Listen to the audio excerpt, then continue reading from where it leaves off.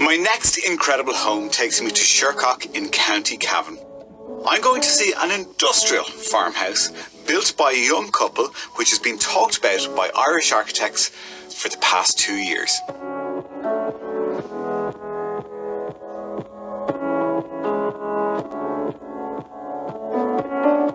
Morning guys. Today I'm in Cavan and I'm on a working farm. There's the proof. This farmhouse has appeared in every architectural magazine in Ireland over the last couple of years. I think the thing that I find really intriguing is that I didn't completely understand it when I saw it first. And I love that challenge in trying to understand why somebody has done something, because it's not an obvious choice. This is a hard house to understand, but I think it's incredibly beautiful. It's starting to reveal itself now. As you kind of wind up the driveway, all you see is the roof. You see the roof and this very, very strong chimney, and that's the Irish thing, isn't it? It's the chimney is the heart, it's the centre of the house.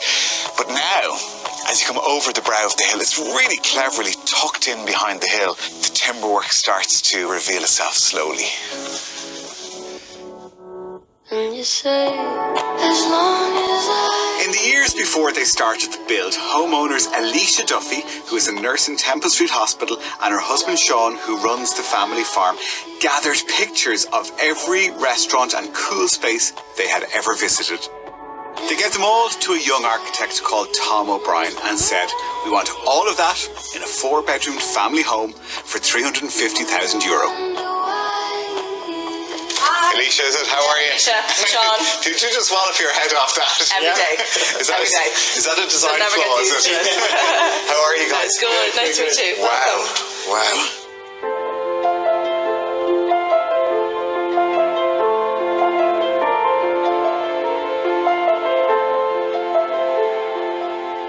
This is a proper kind of farmhouse entrance, isn't it? Yes. You're immediately struck with the materials. Like, you've got this huge big concrete beam that goes through. Like, these are all the things that people would try to hide. Was this something intentional? Yeah, we wanted concrete and we wanted timber and we wanted big windows. It is raw, and it's raw. It's like something you would see in an industrial building. But then when you marry that with the really, really intricate joinery, there's a beautiful warmth in it.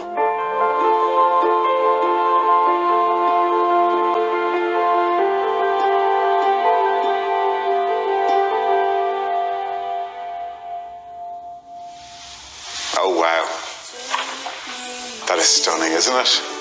Don't get me wrong, I gave it all, no reason to fight. Fell into yours, I'm forever. I gave it all. You don't get that view from the driveway. You know, it's kind of saved for last, isn't it? You come through the front door, into the double height space, and then it kind of hits you, doesn't it? Yeah.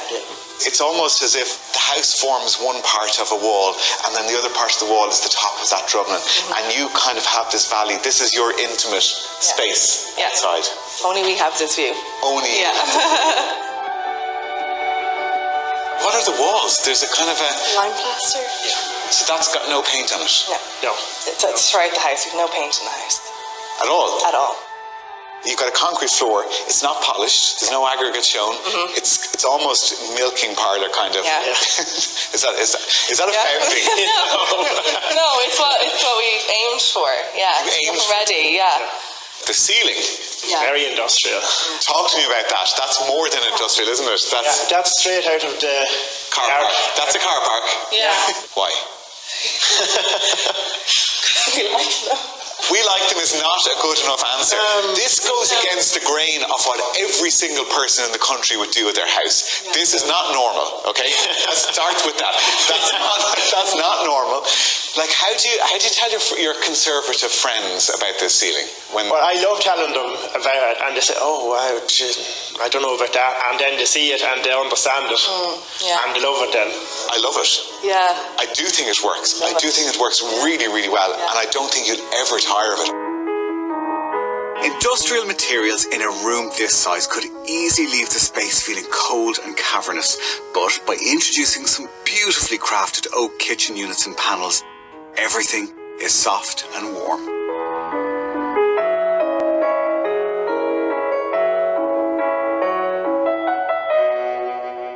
very subtle feeling.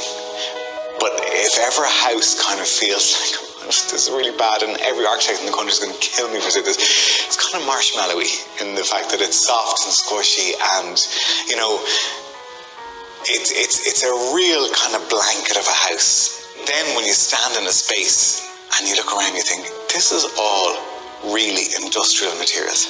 But that's the clever thing about this house, is that you don't see it. Like, you don't see the industrial materials. This place feels like a really great home. So what are you waiting? In the grand entrance hall, oak panelled doors and sliding partitions come together to change the feel of the house, joyfully playing with light and shadows. Upstairs, there's 4 bedrooms, a bathroom with a spectacular view, and a stunning picture window that just draws you in. This is one of the most powerful windows I've ever seen in a house. The intensity of the green in just amongst the very simple colours that you have here, there's nothing really taking away from it, isn't it? And it's really, really powerful. Draws you. Yeah. You weren't tempted to put a window seat at the end there, were you? No. Oh my God, sorry. No. we have one downstairs.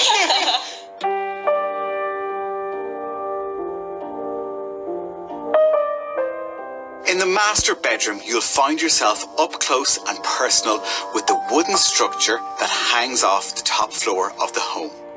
It's gorgeous, it really is. More than anything else, this has really divided people's opinion.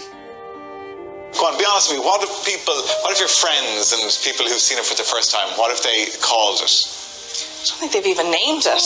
It's just like, oh, why? Is usually the question. Like, the roof is coming out slightly there to give us a shield from the sun at times. So it is structural, but it does look unfinished because originally the plan was with cladding, but we couldn't, on a budget, we couldn't do that.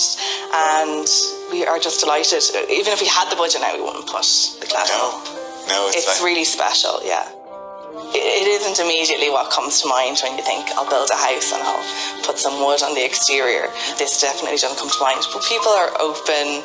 We're very proud of the house. And I suppose the fact that people need to understand it a bit better also makes us proud, because we didn't want a house that looked very typical.